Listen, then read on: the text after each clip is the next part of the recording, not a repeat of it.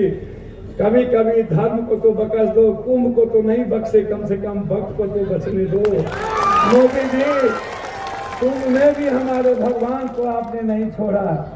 140 साल का कुंभ कह करके, जबकि 12 साल के बाद कुंभ लगता है।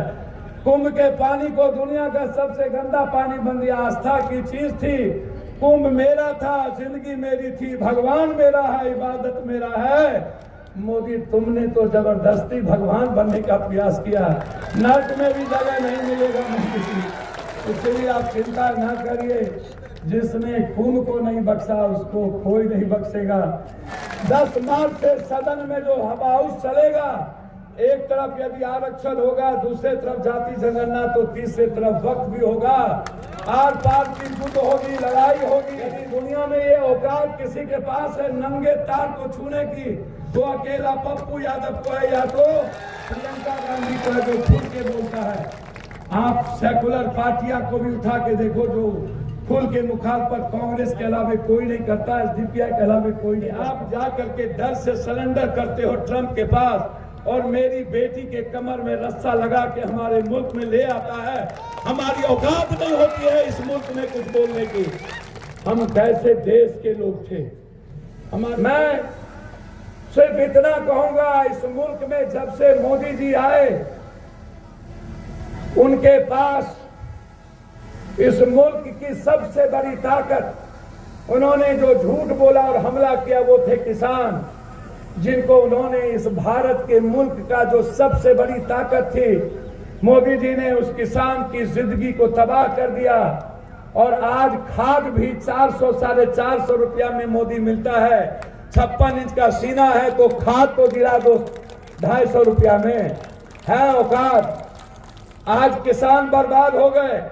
एक तरफ इसी मुल्क में 1.5 साल से मणिपुर, जहां वो मुसलमान नहीं है, या तो वो कुकीज है या तो वो मत्तो है जाति का, वो मुसलमान नहीं है। 100 से ज्यादा बेटियों का बलात्कार, आपने इतने मजबूत प्राइम मिनिस्टर है कि मेरी बेटी का बलात्कार होता रहा, और आप धृतराष्ट्र के तरह मुख्य दर्शक बन के हिंदुस्तान में बैठ के मेरी बेटी का तमाशीन बनते रहे। आप कैसा वजीर हो मोदी जी। आप, मुझे लगता है कि आपको सनातन क्या जन्नत में भी आपको तंग करेगा यह लाश जो बेटियां हमारी है। मोदी जी, अरे ईमान है तो अभी भी वक्त है आपके पास। सारी गलतियां को स्वीकार कर लो। आप कैसा प्रधानमंत्री हो। नेपाल जो सबसे छोटा देश है हमें आग दिखाता है, और पोखरा में चाइना ने सैनिक का एयरपोर्ट बना लिया। तुम्हारी औकात नहीं हुई आज तक एक बार नेपाल को कुछ कर लो। मोदी जी, हमारे हाथ से मुल्क चले गए। श्रीलंका का रास्ता बंद हो गया, बांग्लादेश का रास्ता बंद हो गया, ताइवान और वियतनाम चीन ने अपने मुट्ठी में ले लिया। भूटान का मंत्री चीन में जाके बैठता है। और दुनिया के इतिहास में पहली बार, जब कभी इंदिरा गांधी थी, नेहरू थे, सरदार पटेल थे, लाल बहादुर शास्त्री थे, जिसने कहा था जय जवान जय किसान, किसी ने इस मुल्क की ताकत के तरफ देखने की हिम्मत की तो इंदिरा गांधी ने कड़ा जवाब दिया करता था। आप दुनिया के उतने कमजोर प्राइम मिनिस्टर निकले कि आप जा करके डर से सरेंडर करते हो ट्रंप के पास, और मेरी बेटी के कमर में रस्सा लगा के हमारे मुल्क में ले आता है।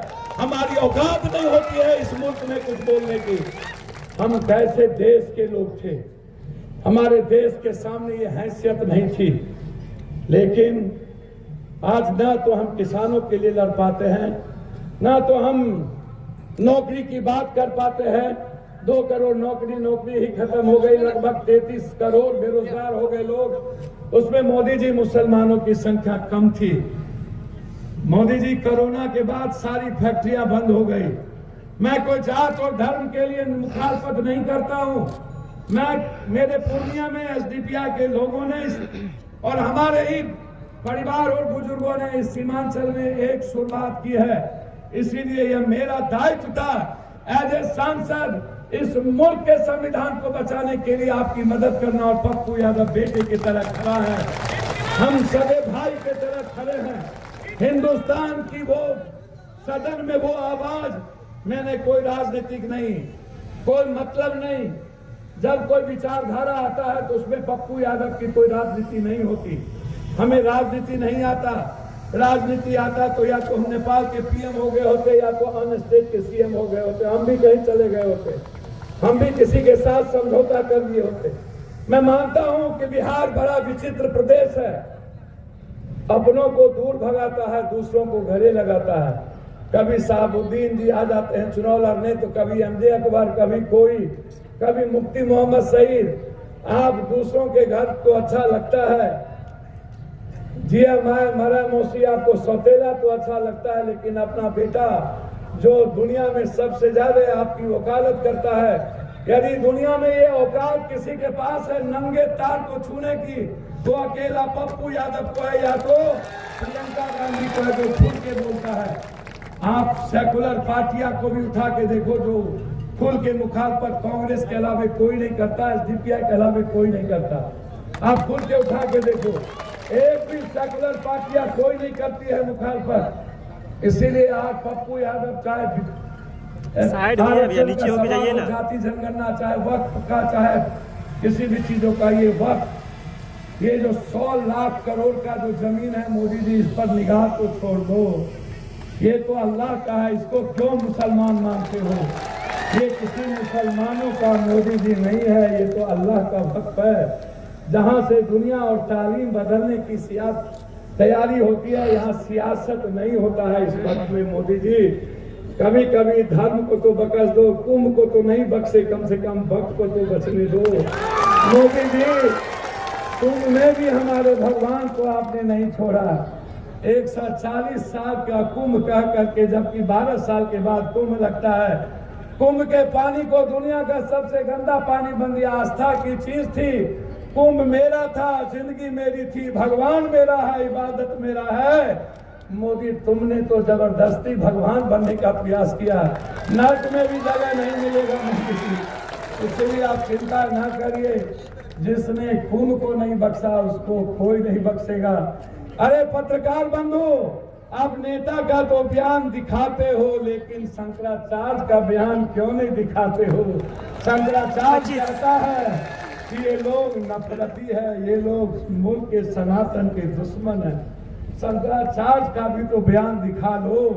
शंकराचार्य कहते हैं कि ये जो लोग हैं, ये लोग इंसानियत के सनातन के दुश्मन हैं, ये गरीब के दुश्मन है, ये भगवान के दुश्मन है। भगवान मेरा है, सनातन मेरी जिंदगी है।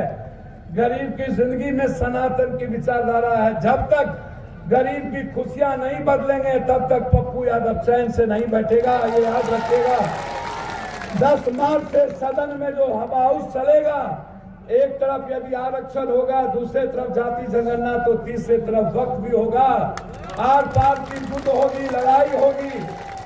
बहुत संख्या में तुम हो सकते हो, लेकिन याद रखना लड़ने का जज्बा है। संविधान से इतर यदि कोई कानून ला करके किसी भी विचारधारा को तुम खत्म करना चाहोगे, तो पप्पू यादव जैसे लोग जब तक जिंदा रहेगा, किसी एक जाति के भी विचार को खत्म करने की तैयारी नहीं हो सकती।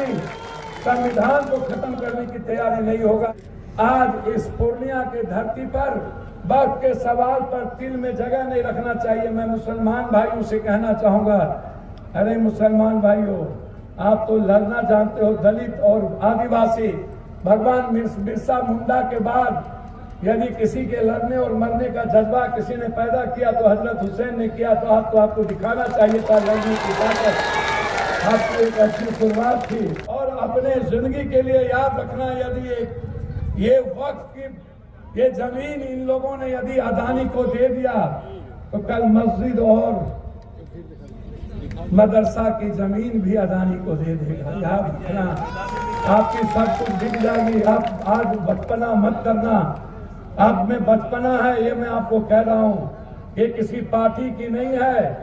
जो विचारधारा को मानने वाले लोग हैं, इसको आज समझ लेना। और ये बात आपको देखने को मिलेगा, यदि हम लोग कमजोर पड़ गए तो आने वाला इतिहास नहीं बचेगा। बहुत बहुत धन्यवाद।